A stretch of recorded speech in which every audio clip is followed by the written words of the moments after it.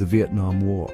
A conflict etched in the memory of a generation, seared into the conscience of a nation. It was a war unlike any other in American history, a war undeclared, a war fought in the shadows, a war that divided a nation. From the jungles of Southeast Asia to the streets of America, the Vietnam War ignited passionate debate and shaped the political landscape for decades.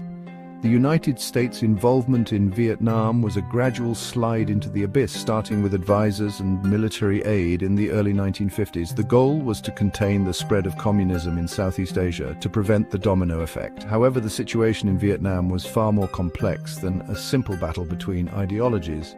The Vietnamese people, having endured decades of colonial rule under the French, were fighting for their own independence. The decision not to formally declare war was calculated, made by US administrations wary of the political and international ramifications. The Vietnam War exposed the complexities of international relations, the limits of military power, and the enduring human cost of conflict. The seeds of America's involvement in Vietnam were sown in the ashes of World War II. France, seeking to reclaim its former colony, found itself embroiled in a bitter conflict with the Viet Minh, a communist-led independence movement under Ho Chi Minh. The United States, eager to contain the spread of communism, provided financial and military aid to the French war effort. This marked the beginning of America's long and costly entanglement in Southeast Asia. With the defeat of the French at Dien Bien Phu in 1954 and the subsequent partition of Vietnam, the United States found itself increasingly drawn into the quagmire. The Geneva Accords, while intended to provide a peaceful settlement, only served to deepen the divisions. Vietnam was temporarily divided along the 17th parallel, with Ho Chi Minh's communist forces in control of the north and a US-backed government under Ngo Dinh Diem in the south. The Eisenhower administration, fearing the domino effect, poured resources into South Vietnam, propping up Diem's regime and providing military advisors. The CIA played a pivotal role, conducting covert operations and supporting anti-communist groups. As the situation in South Vietnam deteriorated, the Kennedy administration faced a critical decision: withdraw or commit more troops and resources.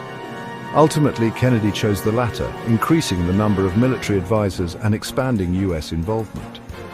Kennedy's assassination in 1963 left his successor, Lyndon B. Johnson, to grapple with the escalating crisis in Southeast Asia. August 1964 marked a turning point in the Vietnam War. The Tonkin Gulf incident, a murky encounter between US destroyers and North Vietnamese torpedo boats, provided the Johnson administration with the pretext to escalate American involvement. Although the details remain controversial, the Johnson administration used it to justify a massive bombing campaign against North Vietnam and to secure congressional approval for the Gulf of Tonkin Resolution. The Gulf of Tonkin Resolution, passed by Congress with only 2 dissenting votes, effectively gave President Johnson a blank check to wage war in Vietnam. It authorized the president to take all necessary measures to repel any armed attack against US forces and to prevent further aggression. This resolution, based on what many now believe to be flawed intelligence, marked a significant turning point in the war.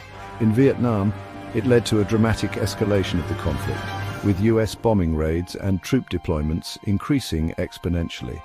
The war, once a distant conflict, fought primarily by proxy forces, became an American war in all but name. In the United States, the Tonkin Gulf Resolution silenced much of the early opposition to the war, creating a climate of unity and patriotism. However, as the war dragged on and casualties mounted, public opinion began to turn against the conflict.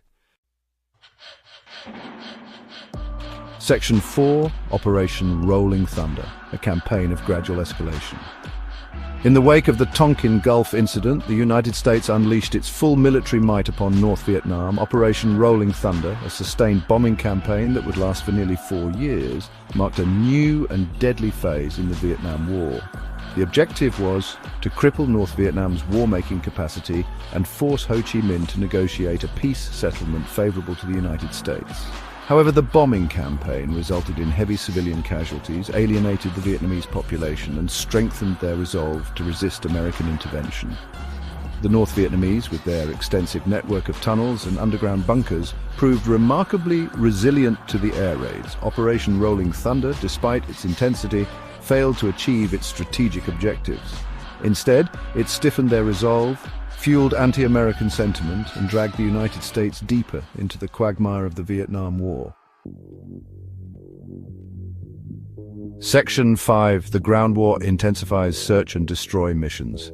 As the air war raged over North Vietnam, a different kind of conflict was unfolding in the south. US and South Vietnamese ground forces, faced with a determined and elusive enemy, adopted a strategy of attrition known as search and destroy. The goal was to engage and eliminate Viet Cong guerrillas and North Vietnamese army units operating in South Vietnam. Search and destroy missions typically involved helicopter assaults into suspected enemy territory, followed by sweeps through villages and jungles.